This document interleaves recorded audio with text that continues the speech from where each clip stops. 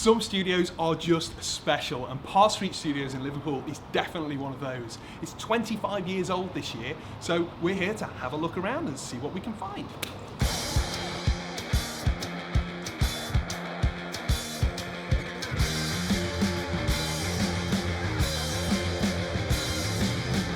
So this is the Neve Legend VR60 in Studio A in Parr Street, and it's an incredible desk. Interestingly enough, this desk was sold to the studio by our founder, Mike Banks, many years ago, 1991, I think. Anyway, it's a fantastic desk. It's rigged up to the plate. We've got plate reverb upstairs. Sounds amazing. 60 channels of pure Neve goodness. I just wanna be something that I can say. So these ATC SCM 25As were hired in for when Bieber was in a little while back. The studio fell in love with them, so much so they kept them and bought another pair for Studio B.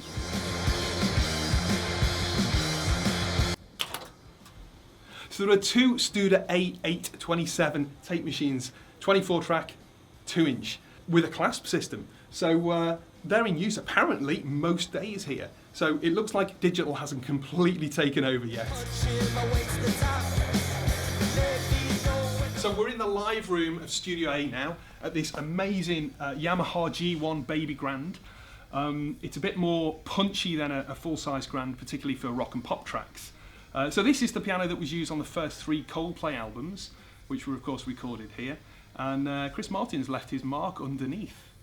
So the live room is clad in Lancashire whetstone, which was quarried locally and retains a little bit more moisture than you would expect. So it's not quite as hard as you might expect from a studio that's clad, you know, half in stone. There's also this amazing stone room, which is great for reverbs, great for snare overdubs. You can even just open up these doors and stick a drum kit outside and get some fantastic sounds.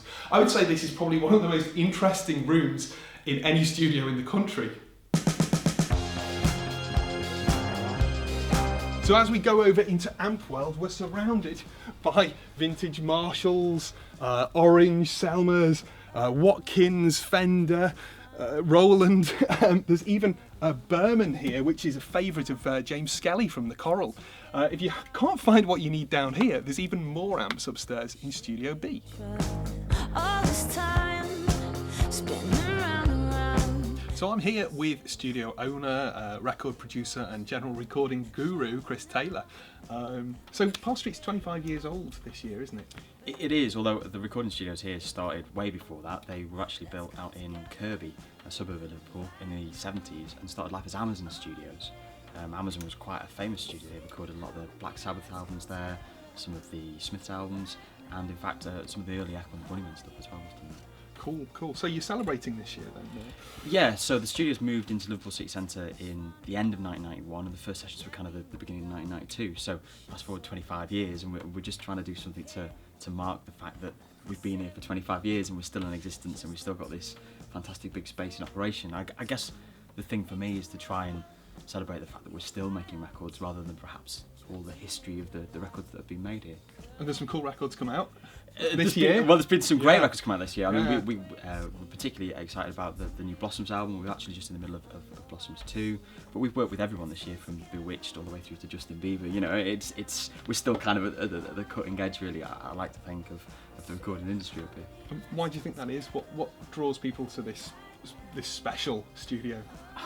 I don't know. I mean, you know, the obvious answer is the gear, but I don't really think it's that. And the second answer might even just be the space. It's a lovely space to work in. We've got a natural light, and I think that really draws people in. But I think more than that, it's the people. There's a lovely sense of mentoring within the studio. We've got loads of young bands coming through the ranks, and they're kind of being mentored by some of the older bands. And in particular, the guys from The Coral have been really generous with their time and have been really helping out. So James Skelly from The Coral was producing the Blossoms album. We've been working with She Drew the Gun, Cabbage. There's some really fantastic and exciting music coming through the studio at the moment.